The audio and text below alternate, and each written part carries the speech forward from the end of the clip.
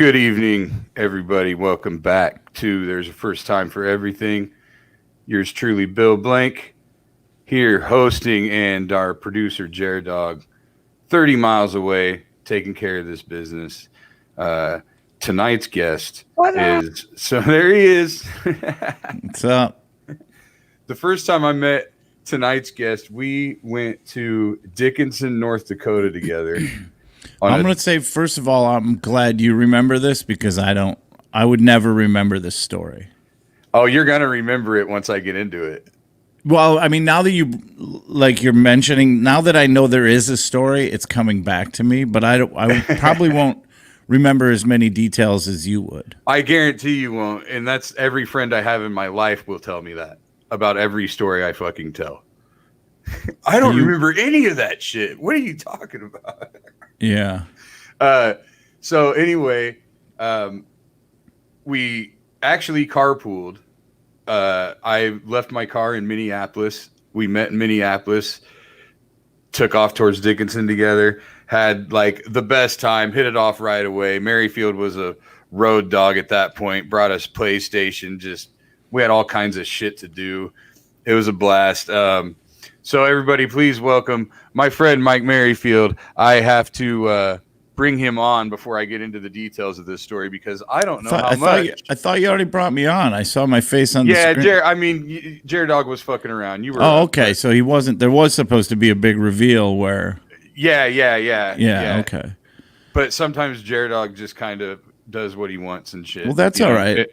That's the way this thing works. I messed it up. My fault. Oh, look at that. He can just jump in when he wants. Yeah, that's the beauty of it. And as this thing progresses, like he hasn't jumped in at all the first three. We've done three. Yeah. The first 3 episodes he hasn't jumped in at all. So well, that seems like a waste because when you talk about too, I told him I wanted him to jump in. When you talk about road dogs, Jared Dog's like the king of the road dogs, you know. Well, you're also friends with him. The other guests that I've had didn't know him. Oh, okay. So that changed things a little bit, obviously. But I obviously, as time goes on, as this evolves, Jared Dog will definitely jump in more and more. I told him I even want to find a way to have him on screen all the time. So at the very least, if he's laughing at shit or something, people see it. I thought that'd be funny. Well, yeah, it doesn't hurt for us to have an audience too. Yeah, exactly. Even if it's just one guy and it's another comic, so he's going to be the shittiest audience ever. Exactly. And then there's also the chance of him coming in and being funnier than me. Oh, yeah, we don't want that. Yeah. And that'll fuck everything up. Yeah, we should have the ability to mute him, though, from our end. But I don't understand how to do all this shit. I was saying, like, it's so weird that here we are, 3 road comics, and we have to figure out how to use fucking Zoom and all this bullshit, you know, just to be able to entertain. And, you know, I think I said, like, we should all be in comedy clubs right now. We shouldn't be doing this, you know. No. Not that you wouldn't have a podcast anyway, but just this whole medium, this whole, you know, not being in front of each other thing is weird. I agree. It looks like the pandemic's been kind of kind to you. You look really good. Oh, that's you're glowing.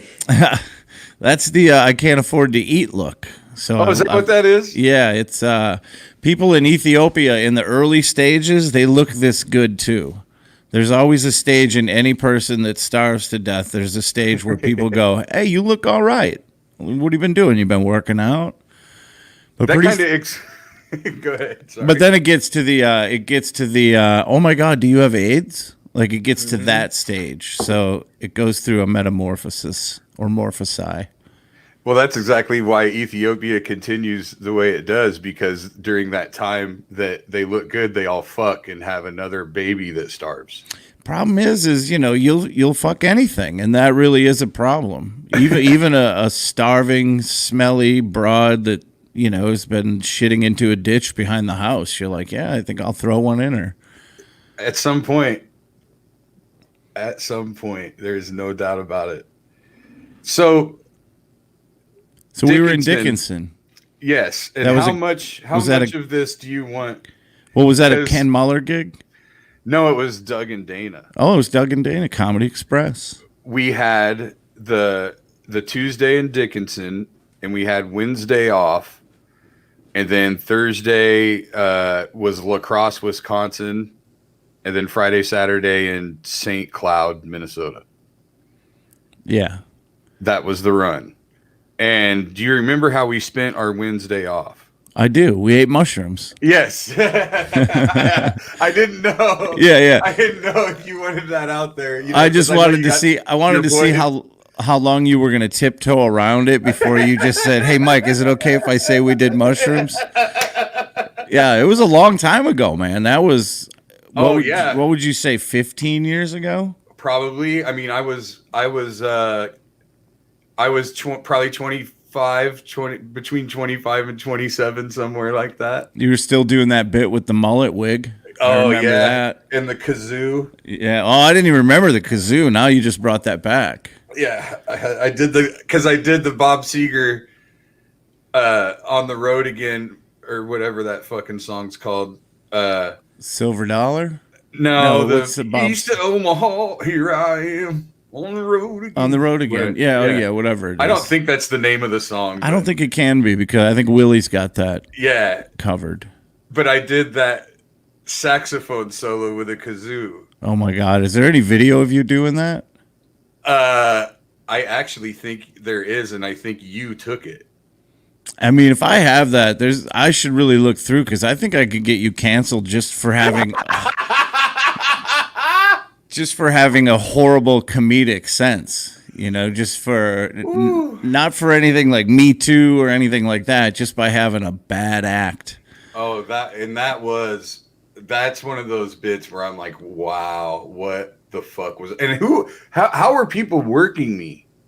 Dude, I mean, I think, and by the way, I'm saying this knowing that I can only say this shit to you because you didn't see me when I started. I was fucking terrible for years, man. For probably, I mean, I didn't really pick up stride until about 12 years in, where I really started to feel like myself and like a real comic. But yeah, dude, we're all embarrassed. We should be embarrassed of how we started. And you're right. How did we get booked? I found a 15-minute tape a couple years back, and I still had a VCR.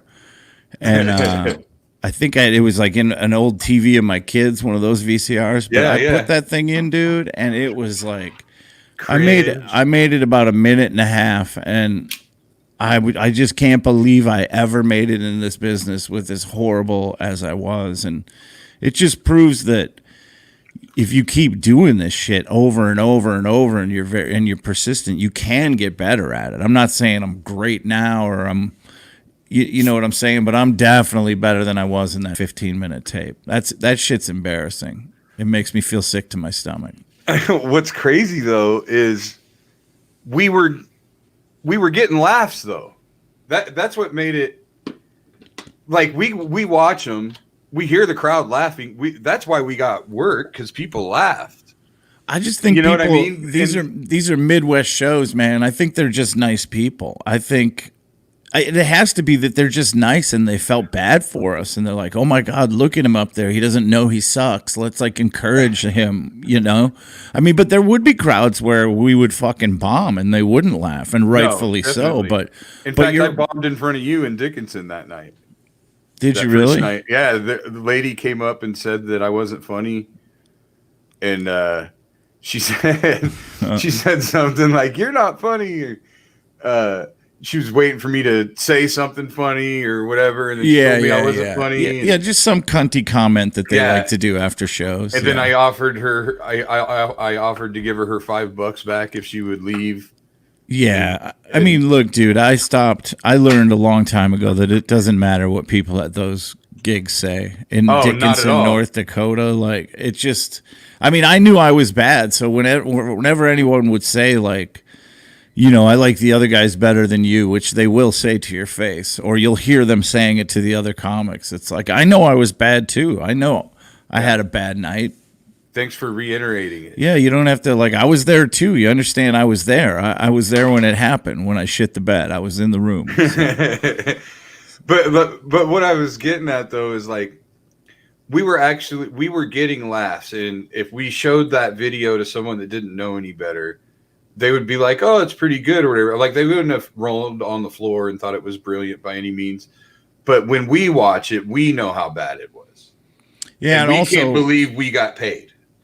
we also back then were not trying to get gigs in Funny Bones and Improvs, which I know before all this shit happened, you were working a lot of those rooms, and you always have. Yeah. We weren't trying to get into upper end rooms. We were trying to get into the one-nighters. The one-nighters in the Midwest. And I remember Ken Muller. I mean, I think back on the first 5 years, and I think a lot of it was our willingness to do the gigs, our willingness to go all that way for shit money as a middle act. That's what got us a lot of the gigs. I don't necessarily think we're funny. And then I think once you prove reliable with that, they'll book you based on that. I mean, yeah, in retrospect, there's no reason they should have booked me, dude. I was fucking terrible. In retrospect, I think you're 100% right. Because I mean, I was going 10, 12 hours to Dickinson for $100, and there's only so many guys in the world that'll do that. Who would do that? That's the dumbest thing in the world. And so they watch you, and they're like, well, he's good enough. Yeah. You know, like, yeah, he's good. And especially when you're just trying to get feature work, they don't give a shit because they know they have a decent headliner most of the time. I mean, and then that proves to not be true sometimes too. Oh yeah, I mean, that's when you start headlining those shows, though, is you start smoking the shit out of headliners. Yeah. And it ends up being they're the guys that they were like cautionary tales for us. We were thinking to ourselves, we want to work these clubs, like we want to get to something that's better than this, because feature in the clubs is better than headlining this shit. So like, yeah, that's your aspiration, and you see those guys, and they're guys that are where we are now, 20 years in or whatever, and that's the only work they're doing, and they become like this cautionary tale. So like, at least we looked for like some kind of greener pasture, and we can at least hang our head on the fact we got to those clubs. Yeah, but there's something to. My buddy Mark Ryan and I talk about this all the time too, is who we were trained by when we first started doing stand-up. If you think of our, who we watched, who was headlining the clubs when I started the mid-90s. And that's kind of who we watched to kind of figure out how we were supposed to do stand-up comedy. They were being successful at it, so that's obviously what you should do. Or so we thought. We also projected things onto them too. Yeah, and we picked up a lot of bad habits. I know I did, and I still have a lot of those bad habits, and I still am not my truest self on stage because I have all these crutches and shit that I learned. And I don't know, it just used to be about being the center of attention, like being on stage, being present, being the party guy, all that shit. And I don't know. I don't know if it's fully who I am or who I ever was, not that I was that much of the party guy. I don't know what I'm saying, basically. But it takes a long time to figure it out, I guess, is what I'm saying. I think it takes a long time to be at the ultimate comfort level. Yeah. Like, you get to a point where you always know you can get up there and you can crush a show and get the work and keep the work or whatever. It comes with so much time going by that you're comfortable enough in your own skin on stage that you'll power through a fucking premise for the first time at a club and go ahead and take that risk. And you wouldn't have done that 10 years ago, probably. Yeah, I feel like I stopped getting nervous. To me, it became a simple math equation.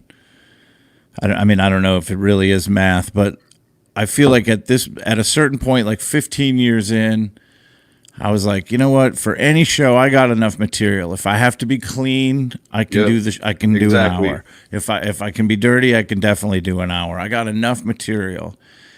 And then I combine that number with the fact that by 15 years in, I've done stand-up in every different situation possible. A bar with 3 people, a bar with 300 people, a theater with 1,500 people, a comedy club with 250. I've done a million Friday late shows. I've done a million of every different fucking scenario, every different kind of heckler, people having medical emergencies in the room, people throwing up in the room, fights in the room. Like, I've literally seen it all. Yep. And it just becomes this, like, I feel like it's I just have a confidence. It's not a cockiness because I know anything can go wrong, but Like I can, You know what you can fall back on. You know dude, how to I deal have. with everything. I'm gonna go ahead and say it because we're not doing a lot of shows now. But I haven't had a bad show in like years. Like I can't even remember the last time I had what I would consider a bad show. It's probably 5 years ago, 6 years ago. Because I feel like I've got enough tricks and I've done it enough to where even if the crowd's not with me, I'm very capable now of getting them to be with me, getting them to understand that like this has to be both of us. We all have we got to do this together, And so I don't know. I'm sure Jared Dog would agree too. He's done a million fucking bar shows. There's not a loud, rowdy crowd that dude cannot do a show for. Like he's fucking mastered it. Once you do it, it's the 10,000 hour thing. I feel like so many different scenarios. Almost doesn't matter what happens with any show. I'm gonna get through it.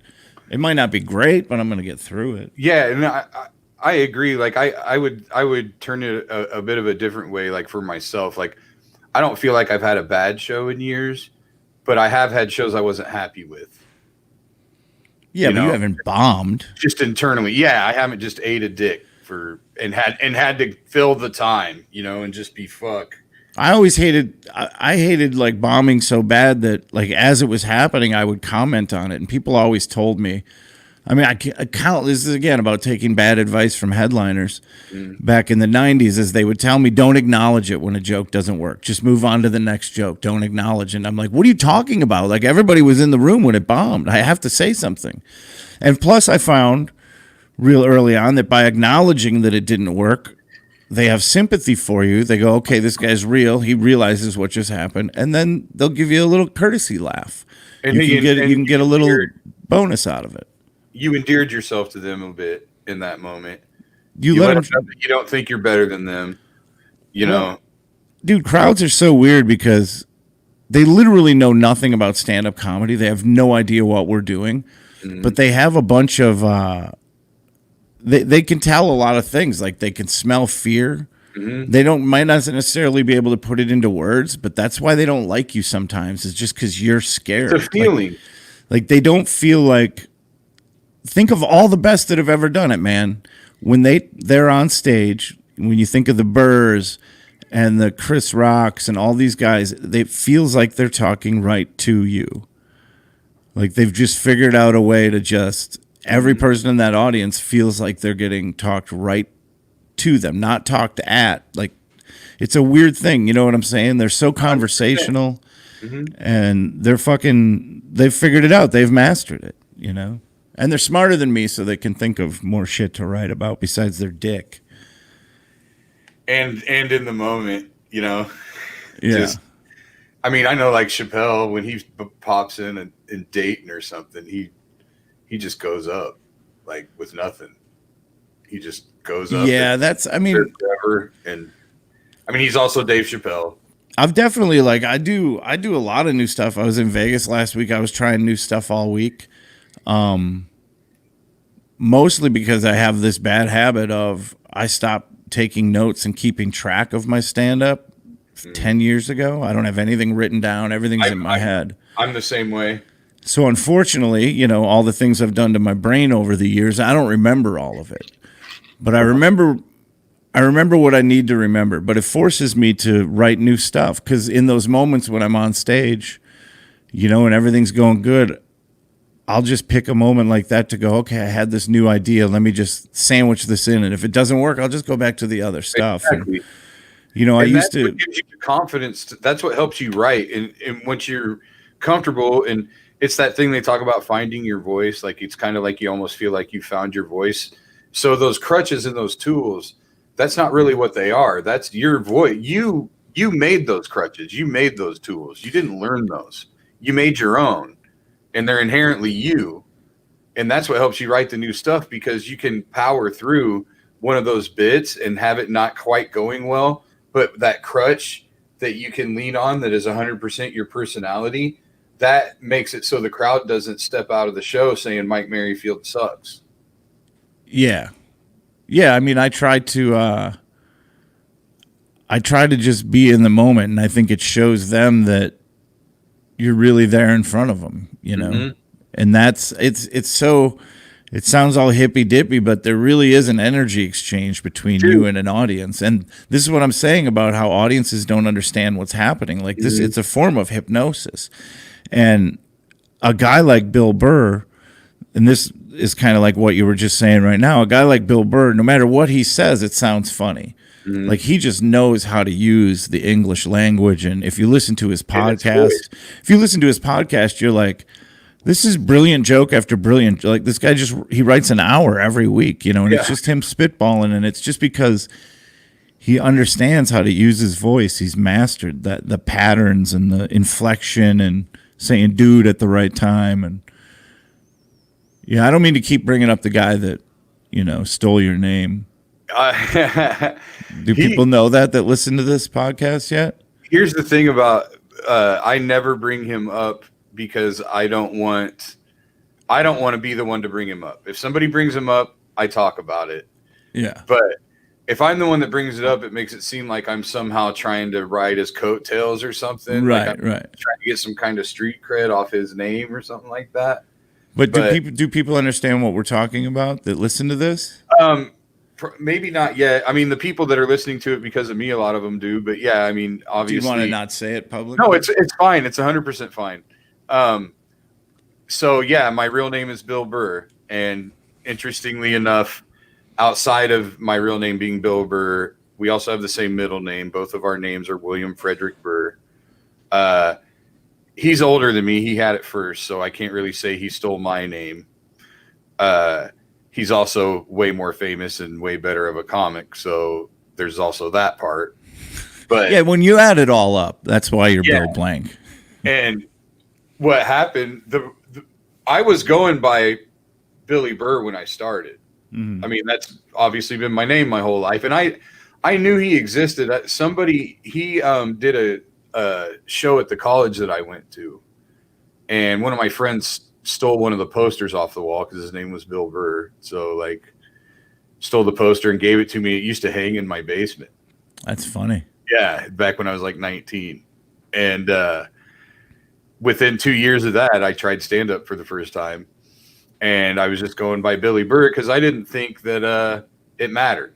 Yeah. I didn't think I'd ever get out of the shows that I was doing, or at least maybe I'd be cool in Des Moines or something. But yeah, I mean, well, you were doing that wig thing back then, so of course you didn't think you'd ever do any real shows or get anywhere.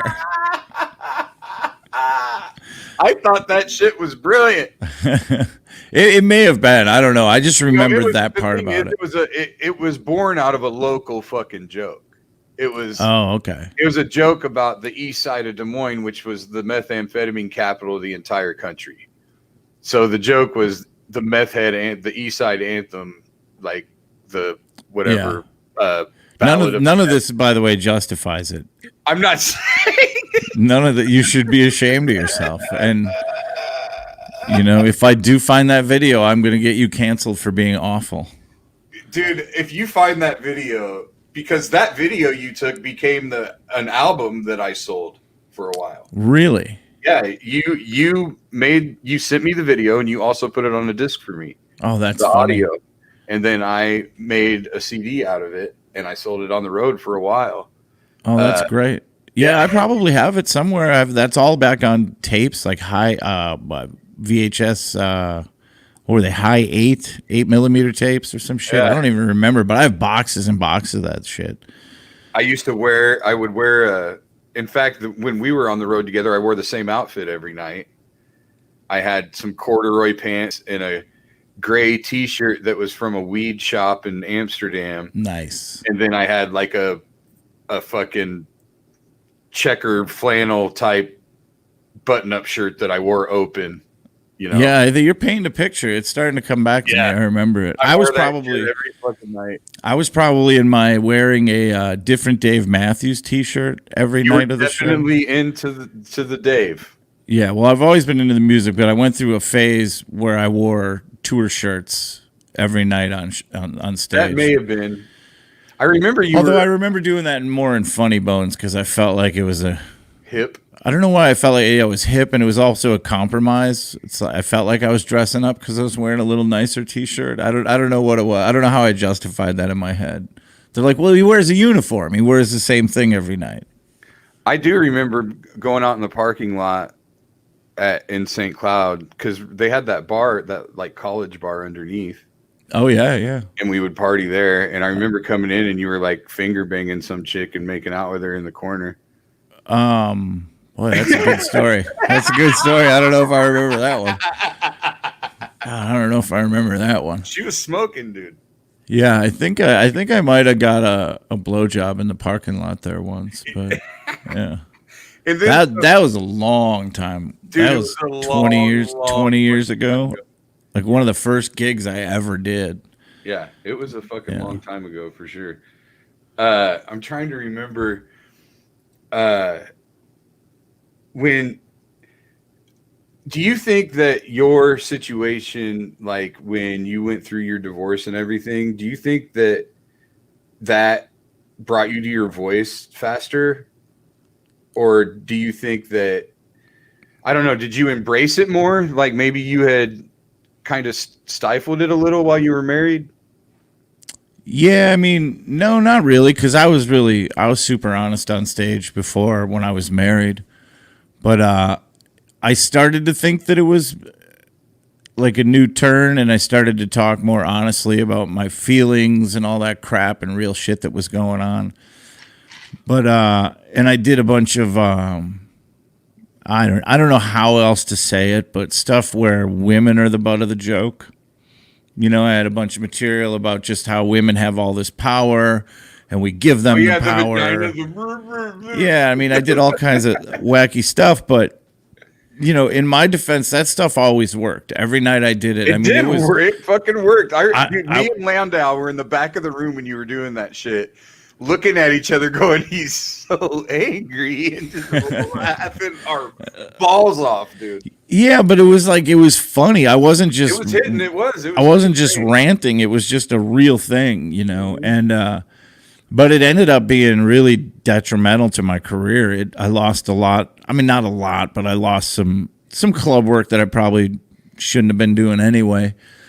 But because, you know, when you're up there kind of talking trash about women, although even in a really funny way where the crowd likes it, and a woman manages the club. That's it right there. Almost every single club in this country is managed by a middle-aged woman, and that's who I was, you know, attacking. And they happened to walk through the room during that bit and nothing else. Yeah, and they just, you know, they clearly ignore that it's going well, and so I've had several managers throw me under the bus at clubs and stuff, and that's, you know, I guess that's my own fault. I mean, that's what they I guess should be able to do that at their club. My thought is if the crowd's laughing. I mean, I come from the era when, you know, I used to work with Doug Stanhope, and he would walk entire audiences. Mm-hmm. It's like, I'm not walking anyone. You just get like a shitty email 2 days later from an angry Karen. Like, I don't understand how that should 300 fucking people. Dude. Actually, by the end of the week, you're talking. Yeah, 1,000 people have seen me. People, yeah. Yeah, and two don't get it. Like, dude, you know how many comics I see I don't like? Yeah. I don't complain to the booker. I've never once said to a booker, ever, hey, man, I don't want to work with this guy, or this guy's not funny. This guy shouldn't be working. I've never once complained about any opener I've ever been sent. In fact, I do the opposite. I'm actually proof of that. I say they do a good job, even if they didn't have the greatest week, because they'll probably do a better job next time because they just got better and learned from that. Yeah. So. Yeah, thank God for that, because I wouldn't have had a career. Well, I don't like to throw people under the bus, man. And everyone's allowed to have a bad day. And I mean, if I'm offended by something, like I always give this example. Before my kids were born, I could handle like TV shows or comics that did shit about child rape and abduction and child abuse, and you know, I could handle some really gallows humor about that stuff. Mm-hmm.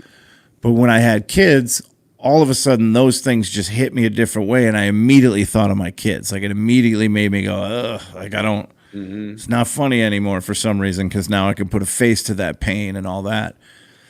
But I would never, ever. That's not funny. Don't fucking say I would never, ever mention that to anyone else ever in life in any situation. I'll probably even laugh at your joke. If you tell me a horrible joke, I'll go, okay. Me 13 years ago would have thought that was funny. I'm going to give him a laugh. but on the inside it makes me feel weird because I think of my kids. But and that's all this is people get offended and they feel like it's about them. And I don't know. I don't know why you feel like because you're offended by something, you have the right to try to, one of these clubs I can't work anymore. It's 4 different clubs. I mean, that's 4 weeks a year. That's a lot of my income because a couple people didn't like what I said about their old vagina. Yeah, I'm not going to say anything, but I feel like I know exactly what you're talking about. And I'm going to guess that one of the owners of one of the clubs was the issue. She was at first, and I wasn't allowed to work that room, so I worked the other 3. Mm-hmm. And then recently I was working at one of the other 3, or it was the last place I worked, and then I tried emailing the dude for like 6 months, ignored me. Finally, I go, "What's the deal?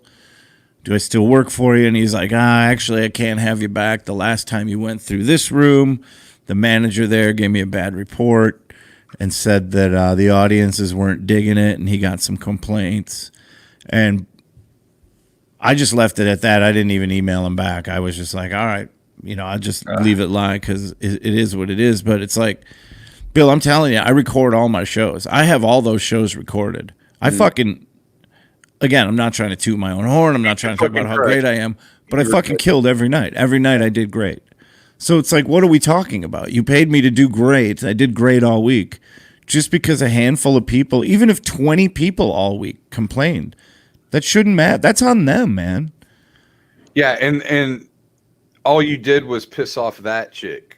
Like, that chick decided she didn't like you because you were a fucking misogynist, full of toxic masculinity. But that's what that's what used to bother me about all that material I was doing. Because if you break all that material down, I was giving women credit.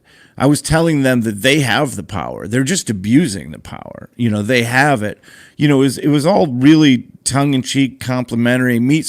I always felt like it was me sort of submitting to it, like submitting to the power of them, going like, okay, all right, we get it. Like, you win. You have a vagina.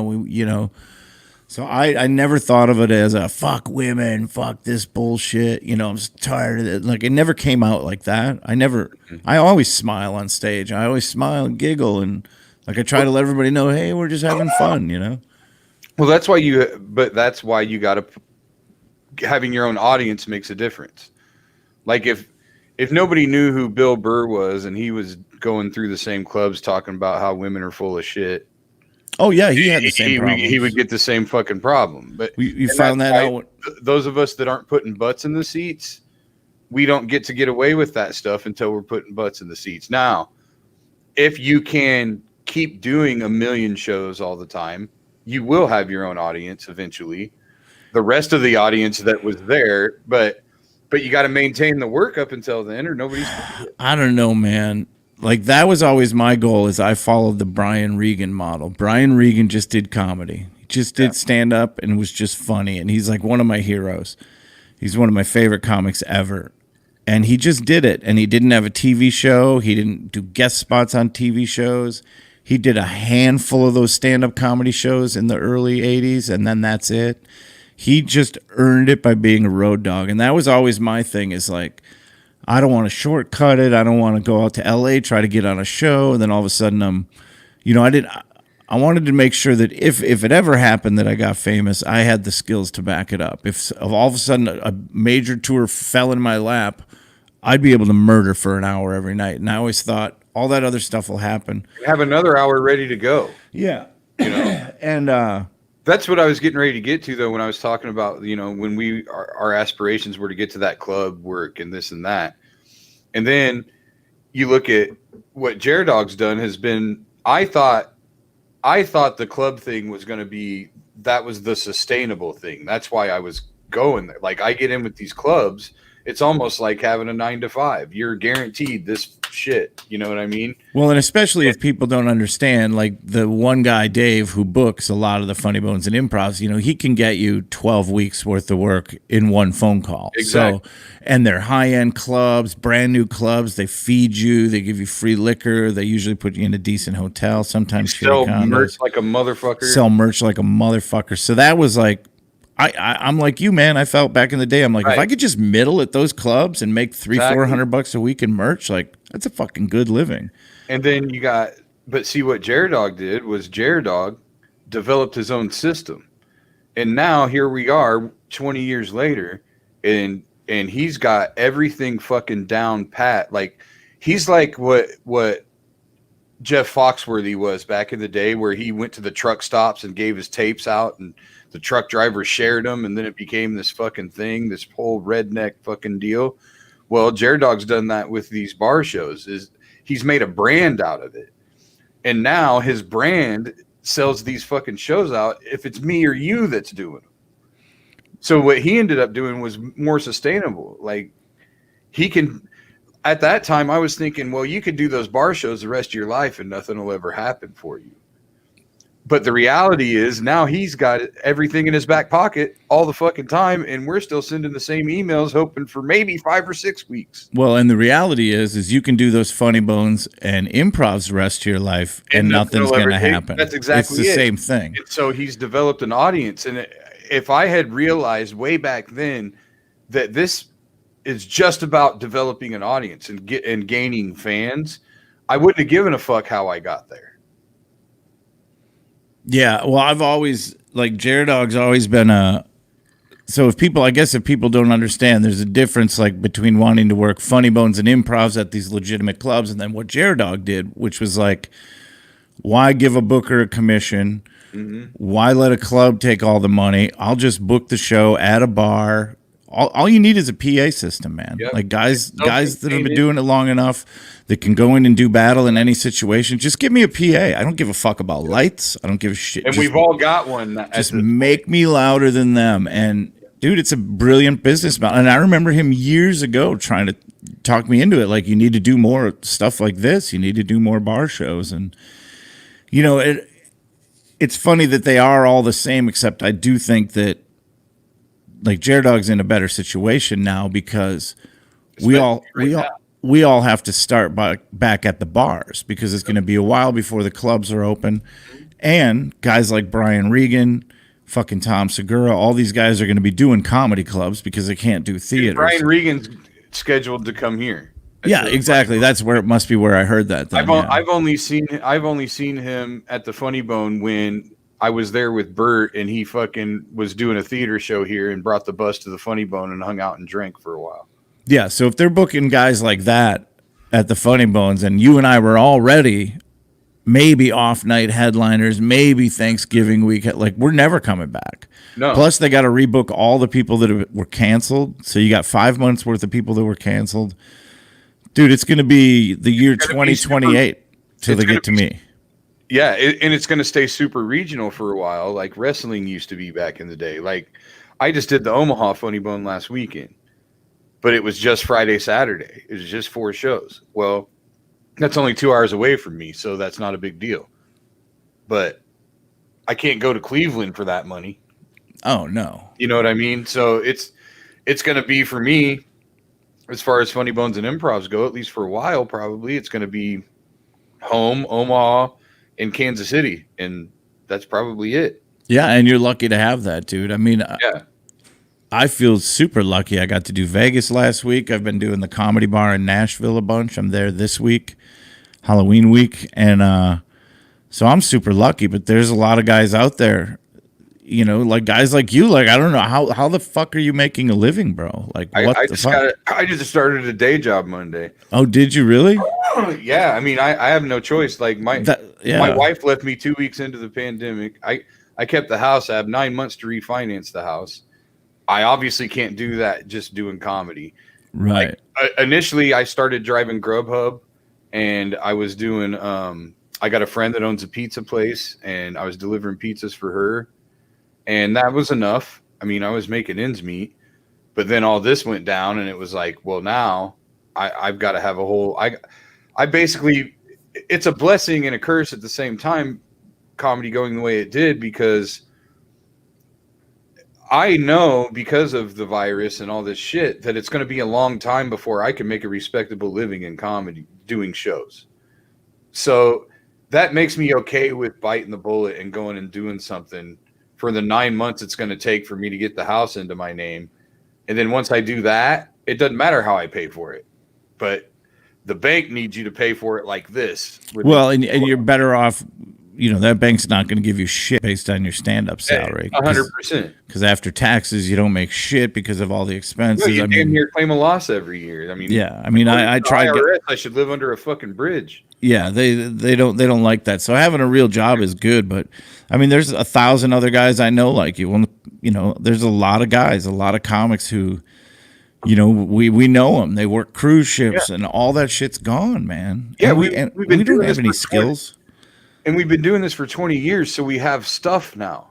Like 20 years ago, we didn't have any fucking stuff. Yeah, I have stuff like kids. Yeah, we could live in a fucking our friend's basement for a few $100 a month, and it wasn't a big deal.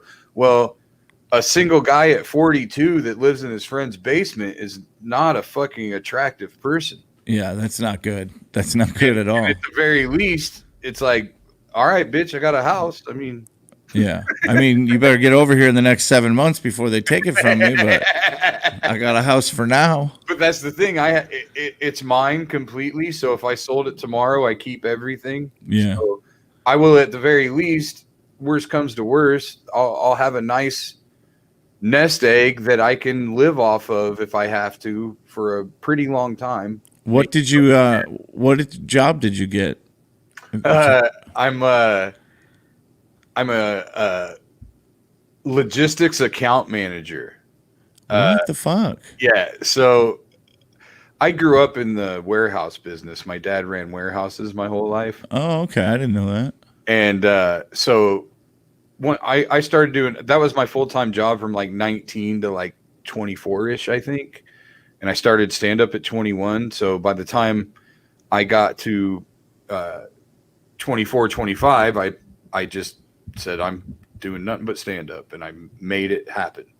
And during that time, my dad would call me to come and help him out, drive a forklift for a day, whatever, because I grew up there. I knew everything. Mm-hmm. And normally they'd have to hire a temp or something for a while. So I could go in, hit the ground running. Everything was great. Well, right before he retired, there was a place that wanted me to come full time. And I was like, there's no way, dude. I got to go on the road, whatever. Well, the president of the company was a musician. So he kind of got it. So he was like, dude, if you got to go on the road, go on the road. Just fucking work when you're home. And I'm like, done. Yeah. And that morphed into this management position where I was getting a $50,000 a year salary and in charge of people and shit. So then I started taking only the gigs I wanted and then, doing all this other fun shit that I missed out on all the time. Yeah. Well, they got to the point where they started losing customers. So they got rid of me. And I was kind of back to square one, and it was fine. I started driving Grubhub and I was building up my schedule again. Well, then the virus hit. So I started applying for shit, and this place, based on, having all that background, hired me. And it's different though, because now instead of managing a warehouse, I'm like, I'm a broker. So like, there'll be a customer needs a load taken from point A to point B, and I'm the guy that finds someone to take it from point A to point B. All right. Yeah, and so that's what I'm doing. It's like being a comedy booker for truck drivers. Yeah, except you return phone calls and emails. Yeah, and you don't fuck them by making more on your commission than they're making on the gig. Yeah.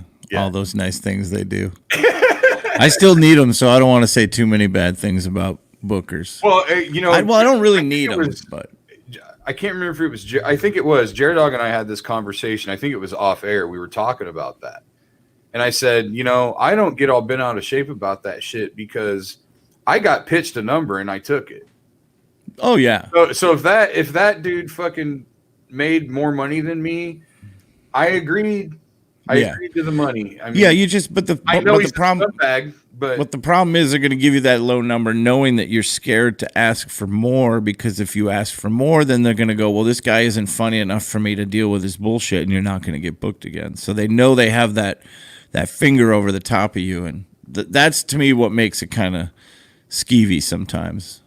Sure. But we don't ask. You're right. But I mean, that's on us, I guess. I mean, we've all worked with comics that aren't great comics, but they're apparently really good at fucking talking to people and bugging them for gigs and getting more money and negotiating. They're better at that shit.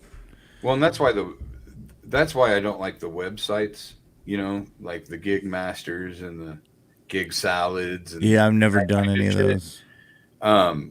Because what they do is they lower the bar. They, people come and all these different comics bid on the gig. Well, they've got a corporate or whatever, and I throw out $1,500, and then they say something like,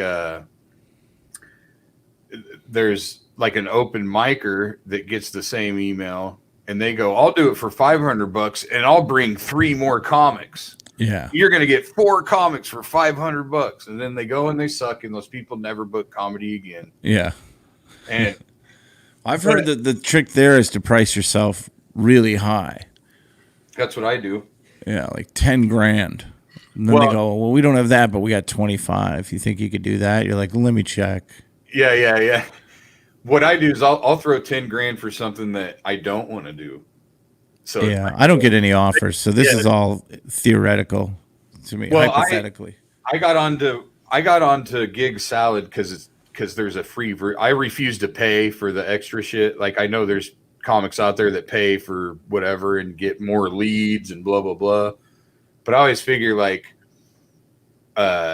if I throw a number out like 1,500 or above, and I get 3 of those a year, or even 2 of them, then that's better than getting 6 of them for $500. Yeah, and again, man, like you touched on it before. Like, I spent all these years driving, and one thing that Corona taught me is, so for the first week when they shut everything down, I live in Nashville, and I still have a place in Wisconsin as well, because I have my 2 kids in Wisconsin, but I have a day job down here as well. Not really. I mean, yeah, it's a day job, but I work for a stand-up comedy record label, so I do editing and production and all that shit. But anyway, when the COVID first happened, I was down here in Nashville, and I decided to just stay here because we didn't know anything about it. We didn't know how bad it was going to be. And my son has like medical issues and stuff. I mean, everything's fine, but I didn't want to, risk anything. Possibly be compromised. Yeah, I don't want to be the guy. So I just decided to stay here. And I think it was almost 3 weeks before I went back. And that's the first time in 25 years I've slept in the same bed more than 6 days. That's the first time in 25 years I didn't get in a car other than to just run to a grocery store. I actually lived like a normal person for a few weeks, without all my shit. I mean, and even, to this day, all my shit is still in a suitcase. A suitcase. I haven't used a dresser in 25 years. Everything's just on my floor in a suitcase. But so I decided to go back to Wisconsin. Bro, it's a 10-hour drive from Nashville to Wisconsin. I was an hour in, and I was like, how the fuck did I do this for 25 years? How the fuck did I was so bored, right? I was like, I'm over this. I've got 9 more fucking hours. And I used to just get in the car on a Tuesday and drive to Myrtle Beach 23 hours for $400. And like, I can't do it anymore, man. I'm kind of glad there's no comedy. I mean, it really gave me the chance to slow down. And I mean, I'm not glad there's no comedy. What's that? It gave you the chance to slow down and go, oh, this ain't so bad. Like, I think for all these years, like for me, when I was in my early 20s, and my transition from driving a forklift to doing stand-up was like, okay, everybody here's an idiot.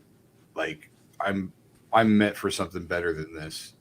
I'm meant to do something I don't hate and blah, blah, blah. And I did all that. And I thought they were all fucking idiots, like, and then it got to this point where I got tired, and I was like, man, I actually wish I was more like that. I wish that I could just put in my 40 hours just so that I could enjoy my weekend and come home and actually think Everybody Loves Raymond is funny and look forward to the next episode. It's a funny show. It's a funny show. And or King of Queens or any of those fucking My Wife's a Cunt shows. And like, I'm like, You know, I envy that. And then I got that job offer a few years ago and I did it. And I found myself going like, okay, all these people are pretty fucking cool. Like, I actually don't think I'm smarter or better than them. They're fucking trying to feed their families and make an honest living. And Yeah, and they have a know, 401k. yeah, and I made a lot of selfish choices. Absolutely. You know what I mean? But at the same time, those selfish choices were also sacrifices. We didn't want to really be away from our kids, but at the same time, we wanted to set an example that they could do something cool if they wanted to, And they should and just we go for remained it. a part of their lives. Yeah, and we both thought that it would have the happy ending with us being successful, and that didn't happen. But you know what? Maybe it became a cautionary tale. Maybe at first it was like, to try to give them hope and to, see a better future. And now it's like, don't do what Dad did. Go Yeah, well, be a plumber. I completely fucked my son. So, Like literally, you had sex with your son. those jokes aren't funny anymore. Merryfield. Oh, that's right. Well, they're funny when I say them. Oh, okay. They're funny when I say them. I got it. Yeah. You fucking narcissist. Fucking sociopath. What do you mean you fucked your son? What happened? My son's a professional wrestler now. Oh, that's right. That's cool. It is fucking cool. I'm Yeah. so proud of him. But Yeah. I cursed him. I mean, I know I cursed him. You and I both know. Well, why do you feel responsible for him being a wrestler? Because he would have never thought that he could do it if he didn't watch me do stand up his whole life. Oh, so it's all about so you have to be careful of what you encourage your kids to do, how much you encourage them. Yeah, because I always was like, dude, fuck everybody. You do what you want. You do what makes you happy. Fuck everybody else. No, that's the right advice. All that stuff. I mean, what makes him happy is fucking trying to be a professional wrestler, and he is literally happier than I've ever seen him in his life. Well, I hope so, because he's not going to live past 30 or be able to walk. And that's the thing. Like we were driving 10 hours for $100. That's right. He's jumping in a car with 3 other wrestlers and going to Omaha to get nothing. And to get the shit beat out of him. The shit beat out of you. And yeah. And he's also 5 foot nothing and 100 and nothing. So so there's no chance he's going to make it. He wrestles these huge guys who just beat the absolute fuck out of him and throw him around, which is awesome. Like, yeah, he got hit with his first chair at one point, and I've never been prouder. That's great. But he just, I mean, his first match was like this. It was like a shining moment situation, and I was a mess afterwards. I was bawling my eyes out. Yeah, I'm sure, man. Amazing. But I also, it's like, man, you're gonna wake up in the morning with like $40 and broken ribs. Yeah, like at the very least, all I hurt was my pride. Right, exactly. It's like, dude. Yeah, we're getting there. So let's hear your first time story, Mike Merryfield. Well, I went back. I had to go way back for this one. And I wasn't sure how appropriate it was going to be, but I'm going to pick the first time I had a threesome. So you've had more than one? I have. There are 2 follow-up stories to this story, if you need to hear those. I want to know all of it. Well, the first one was I was probably 19 years old, maybe 20 years old, and I was hanging out with this girl. We'd been hanging out for a while. And she had this friend that she hung out with, and I just mentioned it one night. It's like, yeah, you should have your friend, come over, and then I could fuck both of you. It was kind of one of those things. What's that? This is Appleton. Yeah, this is Appleton. So, but it's one of those things where you just kind of say it, and I was kind of like pretending I was joking. But if they bite on this, that's going to be fucking awesome. Yeah, it's like those assholes that when Austin Powers came out, they go, "Oh, do I make you horny?" Trying to act like they were being funny, but they really wanted to gauge the situation. Yeah. They're really asking you if they make you horny. But yeah, so it was just one of those things where I just asked her, and she asked her friend, and her friend was like, "Yeah, I'll do that." And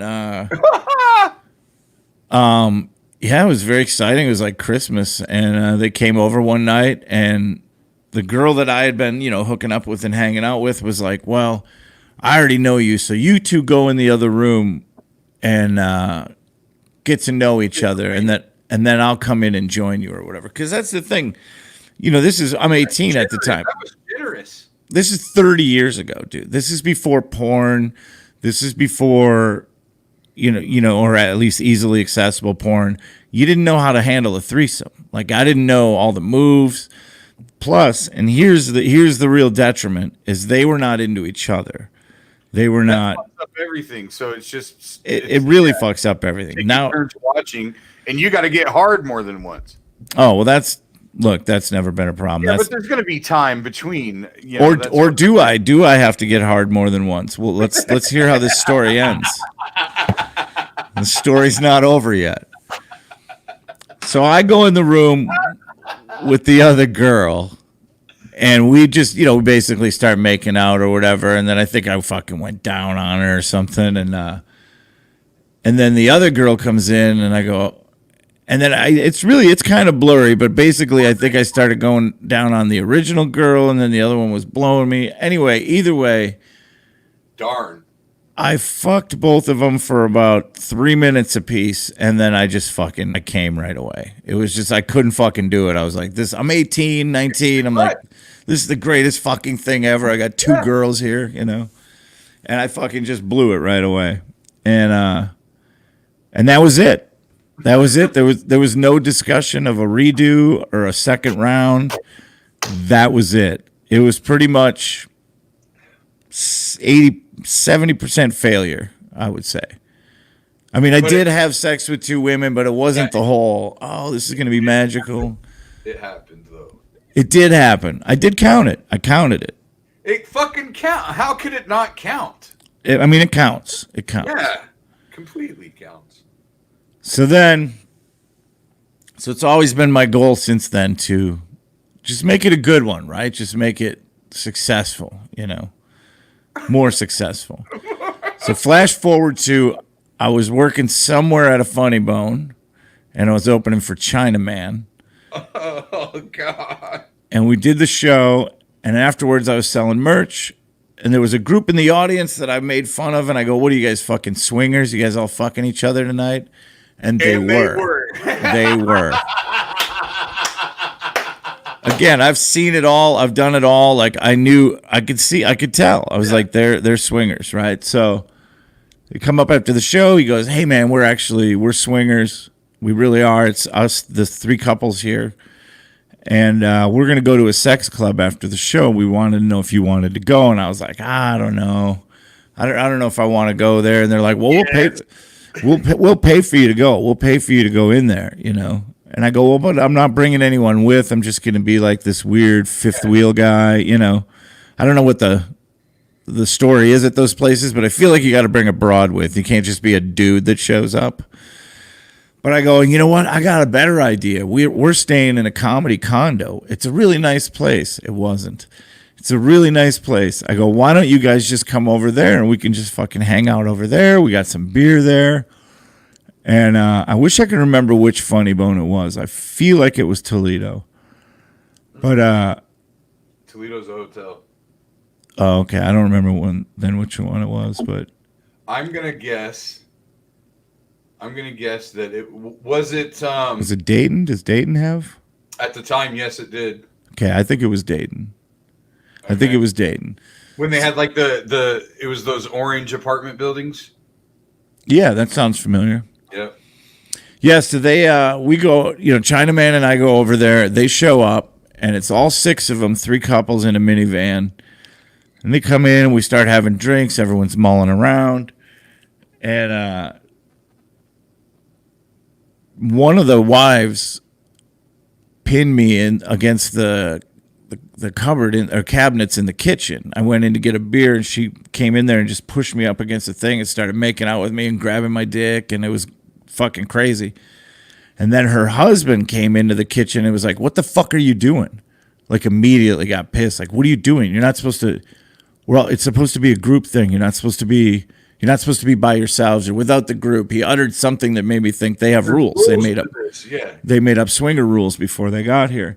And I was just the whole time going like, I just came in to get a beer, dude. Like, I don't know what the protocol is. Like,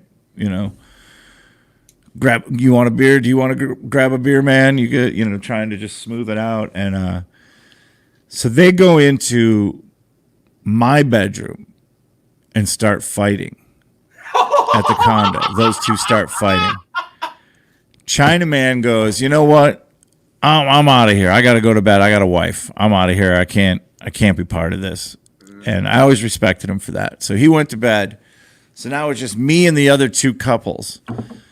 And I think I was really drunk by this point. I was really stoned. And I just go, are we fucking doing this or what? And I believe if memory serves me correctly, I will go ahead and admit that I just pulled my dick out and said, are we doing this or what? And because I was like, I'm getting two chicks to blow me. If it's the last damn thing I do, I'm getting two chicks to blow me at once, Because that's the one thing I didn't get to do the first threesome. I didn't get that part of it, that we now know by watching porn, all the possibilities when there's two women in a room. Sure. So are we fucking doing this or what? Pulling my dick out, and they're like, oh, yeah, have a seat on the couch. And, bro, I'm telling you, man, when I say that your life slows down into these increments that seem longer than they are, but things seem to happen quickly, but time warped, right? Time was weird. They both basically start touching my dick and everything, and I'm not bullshitting you. Their heads started slowly lowering. Both of them were lowering down to my dick. And the door from that bedroom pops open. That other couple comes out, and the girl comes out first. She goes, we got to fucking leave. We got to fucking go. I swear to God, those two heads just fucking burp right back up. And there I sit with my fucking pants around my ankle on the couch, and they're like, we gotta go. They're like, we gotta go, man. We got a rule. If one couple wants to leave, or if anybody wants to leave, we all have to leave. And plus, we all came in the same minivan. So, and I'm like, all right, awkwardly pulling my pants up. Well, thanks, guys. I mean, good seeing you. Thanks for the fucking boner. It was the worst. Oh fuck. So there's a third. There is a third. And this one happened. I'm going to go ahead and be honest. This one was about a month and a half ago. Oh, my God. Yeah. I'm moving to Nashville, bro. I'm almost 50, bro, and I pulled off a threesome. You need another roommate? We got an extra room. Do you? I'm selling this. Well, I'll tell you what. When you get kicked out of that place for not paying for it, you can come stay here for a little while. Nashville's about to start booming, dude. No, it is. Everybody's moving. LA comics moving there. Tons of people moving here, and there aren't enough comedy clubs for that many comics. So yeah, the Zanies and then the Comedy Bar, but they're all going to go to Zanies. So again, I'll never work Zanies now because who are they going to call if somebody falls out? Me or Theo Vaughn? Mm-hmm. But yeah, so this one was a lot more organic. This one was a long play. It was two girls that I've been hanging out with. You know me. I don't settle down. I got hoes in different area codes. You know what I'm saying? You got fucking broads in Atlanta. Hey, I got some girls that like to hang out with me every now and then, and they're nice people. They're friends of mine, but they let me put my wiener in them. But anyway, through hanging out with both of these, you talk about what you like, what you're into, and I find out that both of them just happen to be into girls, and both of them had threesomes with girls and another girl and a guy. Both of them. They're the exact same girl. Now we're talking experienced threesome. These girls are very similar as far as how they like to hang out, what they like to party. They're very. Everything's the same about these girls, and they're both great looking. I mean, it was a fucking perfect storm, bro. And I laid the groundwork for a while, quite a while, just dropping hints. And finally, I was like, I think you'd really like my friend. And then I'd tell the other one, I think you'd really like my friend. We should try to. And then I got them together. Then I gave them each other's phone number and let them text back and forth and build the whole thing up. And yeah, bro. It fucking happened. And it was like Christmas Day all over again. And it was everything you could imagine it was. I don't want to get into too many details, but it was I could have died. I finally nailed this one. I fucking nailed it, dude. I could have, honestly, man. If I died that night while it was happening, it would have been the best way to go. It was good stuff. But so it just shows that you shouldn't give up. I guess you shouldn't give up on life. I'm almost 50. I pulled off a 3, bro. I'm I'm the king of the three. The only like actual like threesome, I guess, when you're talking about three people, it was actually four. Me and two of my best friends, when I was junior in high school, we pulled a train on this chick. I always heard those stories from high school, but they never involved me. Well, what was funny was it was me and two of my friends, and one of my friends was a virgin. Oh, wow. And this chick was supposed to go to prom with another one of our friends. And we were all hanging out and partying that night. Well, she knew the other one of our friends was also a virgin. And she was like, I'm not taking somebody's virginity. Like, I'm not going to feel good about that. Like, we'd been talking about it all night. We were talking about all of us. Like, we're just going to fucking rail this bitch, right? Yeah. And she's like, I'm not taking. So we fucking, between the three of us, like, concocted a scheme, basically. And we got rid of our other friend. Oh. Jesus, I don't know if you want to be admitting that in this Me Too era. Horrible. No, we are all still fucking thick as thieves. We're all still best friends. Oh, that's good. We hang out all the time. Well, when you gang rape a girl together, it brings you closer. You tend to bond. She was into it, dude. It was all consensual. Yeah. But the only lie, I mean, what made it I guess one little creepy thing we did was we told her that this other friend of ours wasn't a virgin, even though he was. Oh, well, that's not bad. Yeah. And so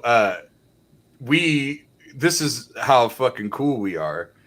Me and my other friend, between the two of us, said that we need to let the virgin go first. That's very nice of you. So we let the virgin go first, and then and at one point, this is, I graduated in 1996, so this is like 95. And at one point, me and one of my friends is sitting on the edge of my bed playing Ken Griffey Jr. baseball on Super Nintendo, while our buddy behind us is railing this chick. Jesus, dude. I've never done the fucking in the same room as a friend thing, man. I don't get it. We just didn't give a fuck. That's all. I mean, I guess, you're 18, you're all full of cum. Well, and we were also, we all went to school like in the hood, and we were listening to all the new gangster rap music and shit, and it was all fucking, smoking blunts and shit, and cool. fuck hoes and fuck bitches and shit like that. I'd love video of you back then. That'd be great. So we were just, we were being those guys. We were like, and we thought we were cool as fuck. And she ended up transferring schools like a week later. Oh, of course. She must have been ashamed of herself. Because it got all. Oh, my God. The thing was, she was, how you had those some of those people in high school that had those relationships and they acted like they were fucking married. Yeah, oh yeah. And it was all about being an adult and being in love and all this shit. Well, she like was with this dude like all 4 years of high school and lived with him. And then by the time we did what we did, like they broke up and they'd been apart for like a month or two. And so it was just like, yeah, she was ready to catch some dicks. And then she left because, of course, we're fucking 17 years old and we can't not tell anybody about it. Right. You fucking ruined her, dude. You ruined her. We're friends on Facebook. So well, that's good. That's good. Probably don't bring up the gangbang much, but.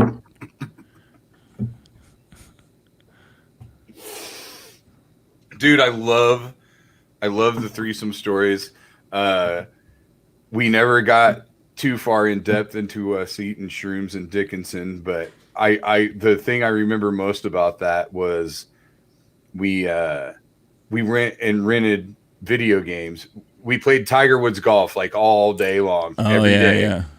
And then we decided to go rent video games right after we ate the shrooms. Okay. And we rented a couple games and we're sitting there, and about halfway through one of the games, we just yeah. And do you remember stealing all that shit from the bar and decorating your room with it? I kind of do now that you're saying it. This is how my memory works. You have to save the things that I did, and then I remember them. Like we took all this wax fruit and all this fucking shit, pictures. God, dude, it's so funny all the shit I don't remember doing over the years. No memory of it. There's people that'll be like, remember we worked together, and they could tell me everything about it. And I'm like, I got nothing, bro. I don't Yeah. remember that. Well, I'm glad that I hit you early, and Yeah, I we guess. stayed friends after that. And That was when I was still committing things to memory because I didn't realize I was you going wanted to to have. stoke it all in. Well, I had room in my head. Then after a while, it just becomes there's too much to fit in there. Jared Dog's coming on to tell us to wrap it up. Well, if you want, I have 2 things. Oh yeah, please fucking chime in. I'm down to. I'll do this shit forever, dude. You know Mike me. may or may not remember this one. I think we were in Uh-oh. Muncie, Indiana. Mike and I were doing it was somewhere in Indiana, and it was like a Thursday night, and we were on our way back to the hotel, and we just drank like 3 Jaeger bombs with the crowd on our way out the door. That they're high-fiving us like we just won the Stanley Cup, and we're celebrating. We're great show. We're in the car on the way back, and we're fucking smoking dope. And Mike's got his one hitter out, and we're going down like this obscure gravel road back to the hotel. And sure enough, behind me, the cop lights turn on. I'm like, I think that's a cop. Mike's like, no fucking way. I'm like, no, I'm getting pulled over, dude. Meanwhile, he's got the one hitter out. Jägermeister is like coming out of my And eyeballs. car just reeks like weed and alcohol. Absolutely. I get pulled out of the car. I go over to the cop takes me into the front seat of his car, which is the whole deal to tell how much you've had. And separate the Yeah. two of you. Yeah, absolutely. Separate you, and then inside their contained vehicle, they can smell the alcohol better. Right. That whole strategy. So Mike is like, I don't know what you were thinking or feeling ahead while I'm there. I'm definitely getting busted. Like there is the proof that the hand was in the cookie jar, and he goes, well, where are you guys coming from? I go, we just did the comedy show over at blah, blah, blah, the Chuckle Hut. And he goes, oh, really? Totally fascinated by comedy. And I was like, I'm going to let you go, but one condition, you cannot talk about this in your act. That's funny. I go, oh, yeah, but in 2020, I'll be talking about it on a podcast. Yeah, that's not that's not Statute binding. of limitations are up. Yeah. I go back in the front seat of the car. Merryfield goes, you are the luckiest motherfucker I couldn't believe it. Life. And I go, dude, if I've ever needed to take a toke off of a fucking joint, it's now. I thought for sure you're getting busted. I ate the weed. I ate my weed. Yeah, I was waiting to see if you remember that part of the story. Yeah, I thought we were fucked. I thought there's no way he's gonna get away with this, and I can't go to jail. I don't want to go to jail, so I fucking ate my weed. Oh my god! So you guys couldn't even get high. Oh no, we could. I had more at the hotel. Oh yes. Yeah, I had the just in case you get pulled over and have to eat it stash back at the hotel. I love it. Yeah, and by the so way, funny, the reason we got pulled over though is because you had almost completely stopped in the middle of the road to look at either must have been on the phone at the time, right? Maybe on the phone on the maps. You were trying to figure out which street, so you slowed way down on that street, and I think that's why he pulled out. Yeah, and it was just some obscure, like damn near dirt road, even. Yeah, it was very confusing. I'm sure he sits there and waits for people to get confused and then fucking pulls them over. Yeah, but for sure. yeah, It's I so hate all funny, that. dude, because I think we've all probably had a moment where we thought we were fucked. Mm-hmm. And right when he asked us what we were doing and we said we were doing the show, they were like, oh, yeah. Oh, yeah. I mean, I've had several times where I got pulled over and got into that conversation and nothing happened. I think it's because they hear every different story, every different excuse, every different answer, but they don't often hear, oh, I'm a comedian, I'm doing a show in this next town. I'm sorry, I've been driving for like 8 hours, but they don't hear it that often. So they're actually like, oh, really? You're a comedian? Like, they hear all the other bullshit excuses all day long. So I had one not too long ago, a few years ago. I don't know if you know this, but I have the bad motherfucker wallet. Yeah, I remember you having that. Yeah. So like I usually if I have it out for any reason, I'll have it like face down. Well, this cop pulled me over and he comes up to my car and I got my wallet out to get my license out and stuff. And I put it on my leg. Well, I forgot to turn it over. Yeah. And he comes up and he goes, "Hey, where you headed?" And I was like, "Oh, the Funny Bone, whatever." And he's like, "Well, who's there tonight?" And I'm like, me. And then like we start talking a little bit. And then he looks down and he goes, "Oh, I love your wallet." Nice. And I was like, "Oh, dude, I'm sorry. I usually," and he was like, "Oh, no, man, I love that movie. Fucking whatever." That's great. Goes back to his car, comes back, lets me go, whatever. That's so, great. Jared Dog, what's number 2? Or where did you go? I think he put us both up and walked out of the room. I think that just happened. Because he said he had 2 things, right? Am I mistaken? Oh, maybe he did. I can't remember. He said he had 2 things, but now he must have had to go. I don't know. Take a shit, probably, or fix the sink, or who knows. Yeah.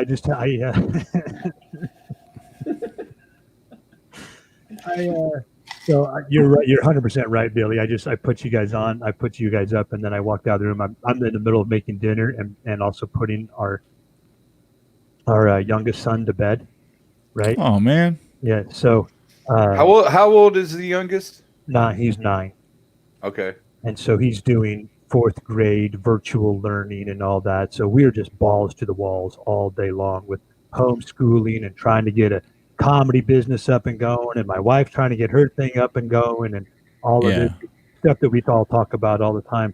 So I look at and Karen goes, she says to me, do you think they're about ready to wrap up? Are you still podcasting, or are you gonna have time to read, or and I was like, oh, let me just check here and see where they're at. Well, let's wrap this turd up so you can go tuck your kid in and finish your day.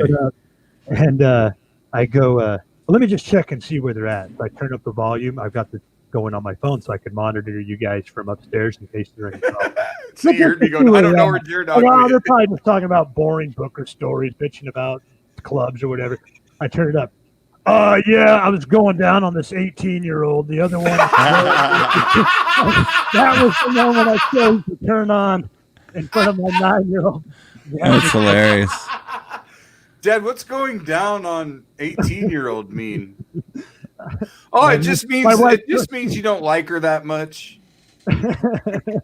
Now you'll have to tell her the truth. Yeah, it's like putting her down. My wife starts reading the book like way louder. So then, mute. Distraction. Redfish, bluefish.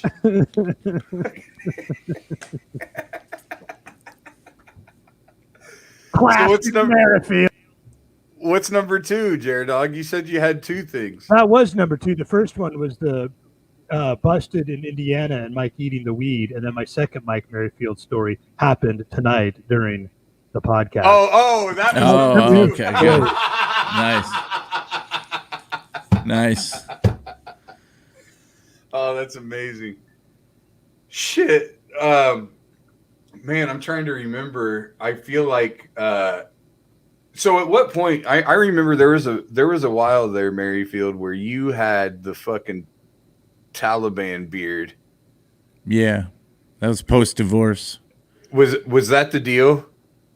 Like, well, because when we first met each other, you had a nice like trimmed up. Like, I was goatee dude for forever, and then after the divorce, like, I had a lot of I don't give a shit moments after I was divorced, and I kind of had this weird theory where. Because this was kind of everybody doing beards. It was kind of around that time. Like Kyle Kinane already existed. There was other beard guys, but it was definitely around the time of the beard craze. But I just didn't feel like shaving anymore. And part of me kind of wanted to make myself as unattractive as possible so I didn't fuck up and get in another relationship. I mean, that's kind of a smart part thing, of it is just like look unkempt and like I don't give a shit just to. And turns out now that I'm shaving again, I still don't get laid. So it's like, oh yeah, Mister, I had a threesome. All right, as I was saying that, I remembered the threesome. Fucking dick. Forgot about it. Yeah, the things these girls did to each other. My God. Did you video any of it? No, I had planned on it, and they both wanted to. And then there was a moment where I was like, I can't keep video of this around, man. If I have a heart attack tomorrow, that shit's on a hard drive somewhere, on a phone somewhere, in a Dropbox. I can't have my kids finding that. Well, like I have videos. The only reason I've never shown them to anybody is because I don't want them to see how small my dick is. Like, Yeah, that's the only saving grace right. for whoever is starring in the video besides me. Yeah. Well, that to me, that'd be the number one reason not to have them stored on a hard drive somewhere, is evidence that you have a small dick. Yeah. I'm just worried about my kids seeing it. At that point, I'm dead. Because I don't want my kids to be like, wow, why is Dad's dick so much bigger than mine? I don't want that moment. I remember my little brother one time when I was in high school asking me if as you get older, if your pee gets bigger. That's funny. My kid did tell me one time in the shower, man, your wiener's big. And I was like, look, wherever you get a compliment from, it still feels good, Just hearing those words is enough, It's like, yeah, it's questionable who it came from, but That's also what I always said about getting hit on by a gay dude. Like, yeah, he's gay. Oh yeah, it's still a fucking compliment. Who gives a shit? Finds me attractive. If I'm fuckable to anybody, I'd be amazed at this stage. So that's cool. Fine with me. So I used to. I mean, you were around. I mean, we've been friends for 20 years. So like, you were around when I was just living with gay dudes, and like. Oh yeah, I do remember that. Yeah. And I got so much ass when I was. Oh, I'd imagine hanging out with those guys because I seem non-threatening. You mean things in your ass? Not consensually. Okay. But I think there may have been a day or two where I woke up in the Doesn't morning. Make you a bad person. Doesn't make you a bad person. Yeah.